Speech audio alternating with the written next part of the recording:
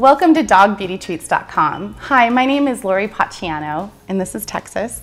And today, we're going to teach you how to groom your dogs with food. I owned one of the first dog grooming spas in the country that used food to make all of our recipes. So today I've invited Sadie Whip, who's an expert in vitality and health, and she's going to help us make an oatmeal cookie bath. I have been so excited that you invited me to do this because I think it's a brilliant idea. And the thing with the oatmeal cookie bath, when Lori told me about this, her dog has, he's a French bulldog and he gets some skin conditions. And the fact that she's treating him with natural foods is just brilliant. So I'm very excited. And oats, we're going to be using, we love the 365 brand from Whole Foods, they're organic rolled oats. It's a really simple recipe. So oats have a sugar called a polysaccharide that actually puts like a coating on your dog's skin that holds in moisture.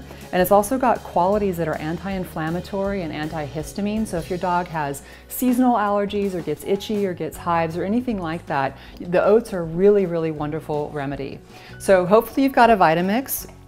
We love this blender because it breaks it down into little tiny, it'll actually liquefy the oats. So you can dump it right down your drain. You don't have to worry, you're not gonna get chunks on your dog. It's gonna be perfect. So you wanna add about a cup or two of oats. It depends on the size of your dog. We're just gonna throw that in. And then we use coconut milk. And the wonderful thing about this, you can get it from a can or you can get the kind that comes in a carton. Either way is fine. Coconut is anti-inflammatory, it's antimicrobial, it's antibacterial, so it's going to deal with anything that might be irritating your dog's fur, but it's the fats in it that are also really good, so this is super moisturizing. You want to add about a cup or two, again depending on the size. Oh look, and we're not eating it, we're putting it on the dog, so you don't really have to worry about that. And if you do get the can, there's a big fat layer on top, so be careful that you don't get it all splitchy. Now we're going to add just a tiny bit of water so that this blends more easily. And we're going to stick our lid on. Now whenever you're using a Vitamix, you always want to start on at a lower setting. And you just go ahead and turn it on and then slowly turn it up. And then all the way. And then high. What is that? Can you look at that? Voila! And one of the great things about this is that the Vitamix, the longer you leave it on, the warmer it's going to get because it spins so fast. So it's just a nice milky consistency. And then you can go ahead and just pour this right on your dog. Whenever you give your dog a bath, always put it on a dry coat. Don't ever get your dog wet first, especially with natural ingredients, because the oils and everything in here will break down the dirt and stuff that's in your dog, but if you get them wet first, it won't do that. So you just want to pour it on them naturally and then let them soak. Aw, we love him.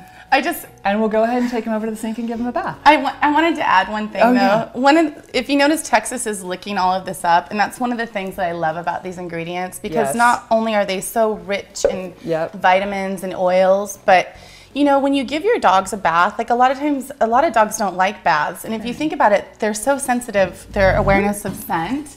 So if you think about a lot of the shampoos that are available for dogs, a lot of them have some kind of harsh chemicals in them, and the dogs recognize that even more greatly than we would. So you're putting them in this tub with this really uncomfortable smell.